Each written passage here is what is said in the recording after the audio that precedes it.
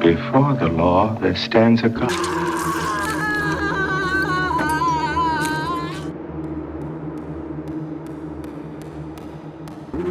मेरे बेटा आत्मा है तो शरीर ईश्वर है, आत्मा नहीं तो नश्वर है.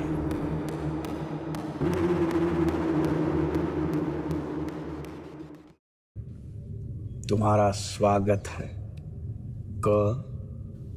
Before I start with this video, I need to make a confession. The first time I watched this movie, I was high. The second time, I was high as fuck. When we first meet Kay, he is soaking in water and smoke, two elements that shouldn't coexist. The cigarette dangles from his fingers like a third appendage, like something he was born with. This is luxury, this is freedom. Nobody tells me what to do. Nobody tells me what to do. Kay repeats it like a mantra throughout the film. It's his defining philosophy, and in declaring his freedom so loudly, he reveals how fragile it is. Kashyap named his protagonist Kay like Some alphabet. it's a direct homage to Joseph K. Good morning, Mr. K. Mr. K. Mr. K. Good night, Mr. K. From Frank Kafka's The Trial, that nightmarish novel about a man arrested for a crime that's never explained, prosecuted by a system that never reveals its logic.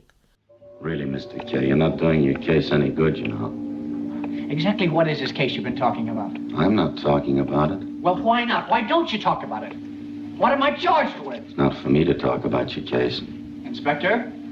Yes? What's the charge? But Kashyap does something more audacious. He makes Kay the perpetrator of his own trial. Kay walks into Prayogshala voluntarily. He signs the contract. He chooses to enter the labyrinth. He is given every tool to set himself free. He is just never told that he will be tested. The journey to Prayogshala is a descent, literally and symbolically. Kay walks down and down through corridors that twist like intestine, past the doors that multiply like cells dividing. The architecture itself is Kafkaesque, bureaucratic, designed to disorient. This isn't a rehabilitation center, it's a labyrinth, built to ensure you will never find your way back out. And then there is Sri Sri Sri Guru Ghantal Baba Bengali Sealdah wale. He's not a villain in a traditional sense. He doesn't threaten. He speaks the language of institutions, forms, contracts, regulations. अरे सरकार आप दस्तखत कीजिए ना, खाम खा बहस क्यों करते हैं? Pointing to the document Kay doesn't read. It's for your own good. That phrase It's your own good I'm thinking of. echoes throughout the film like a death sentence disguised as paternalism. Here's where no smoking reveals its true subject. It's not about smoking at all. I've never been insecure about anything. I've never been insecure about credits. I've never been insecure about anything. I've been insecure about losing my voice. The cigarette is merely a symbol, a stand-in for choices deemed unacceptable by authorities. In Kafka's The Trial, Joseph K. is never told what laws he broke. Just exactly what is it I'm charged with? You'll have to take that up with the inspector. In No Smoking, K is told exactly what his crime is. He smokes. But the specificity of the crime is merely a misdirection. What K is really being punished for is the act of choosing for himself. When K signs away 21 lakhs, 21,11,110. the camera lingers on his hand. Those fingers that hold cigarettes, they will soon be threatened with amputation. Kashyap is meticulous here. The contract isn't just about quitting smoking, it's about surrendering autonomy. From this moment forward, K will be watched, monitored, judged. The rehabilitation center operates on the logic of totalitarian control. We know what's best for you, and we will enforce it even if it destroys you in the process. This is where Kashyap's biography bleeds into the film. I lied till the day of the release. I made everybody believe it's an anti-smoking movie. I was felicitated by the health ministry. The director himself has faced censorship battles with Panch and Black Friday, films banned, films delayed, his creative freedom constantly under surveillance by moral authorities who claim to know better. Kashyap becomes K, cinema becomes the cigarette, and Baba Bengali. He represents the censor board, every corporate producer, every voice that says this is for your own good, this is what the society needs. One of No Smoking's most brilliant narrative choices is its refusal to clearly delineate reality from nightmare.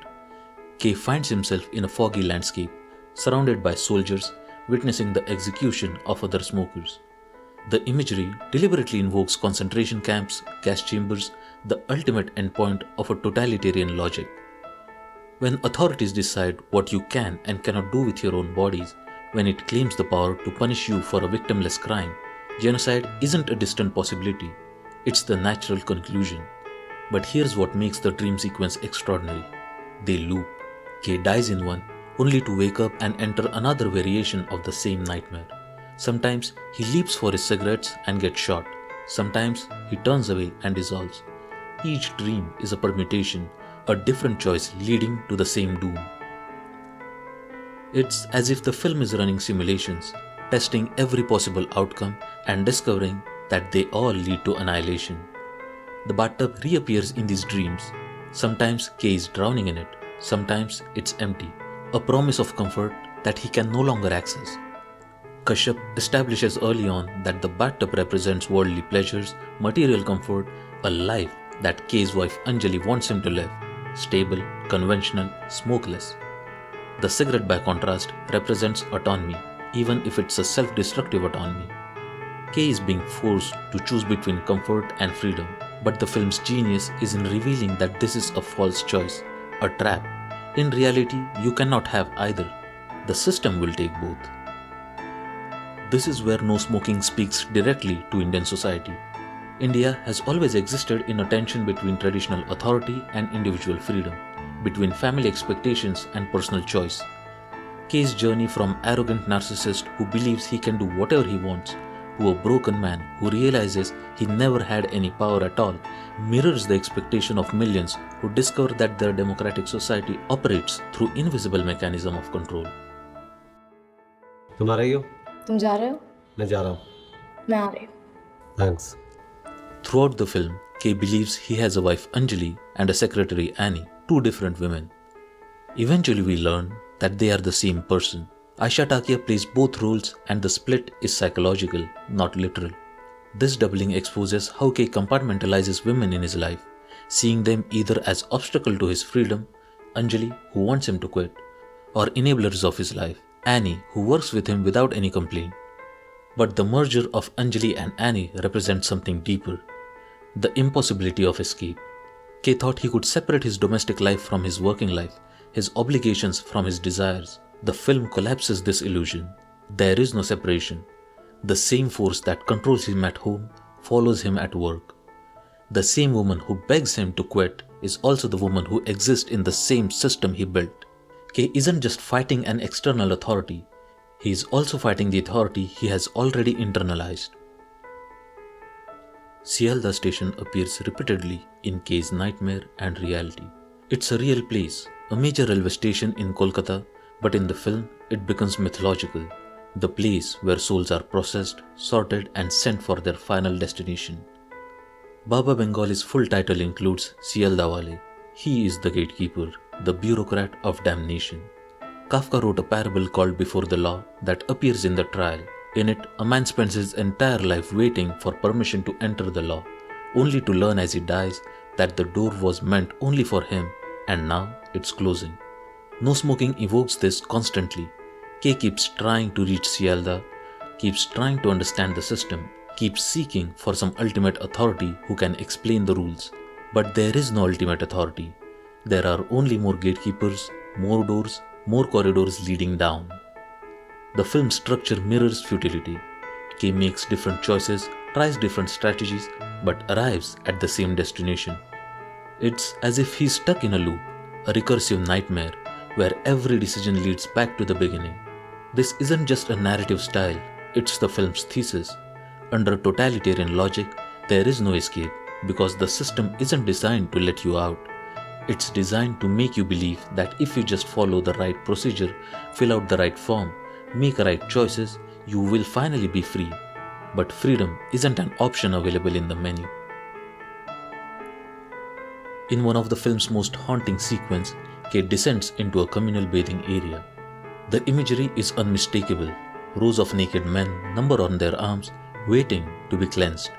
Kashyap doesn't just reference Holocaust, he declares that what's happening to K is part of the same continent. The logic that justifies institutional control over individuals' body and choices is the same logic that justifies genocide. But notice when K looks around and sees all the other men look similar, move similarly, they have been stripped of their individuality. They are no longer people with names. They are cases, patients, numbers. This is what Baba Bengali system does. It doesn't reform you, it erases you.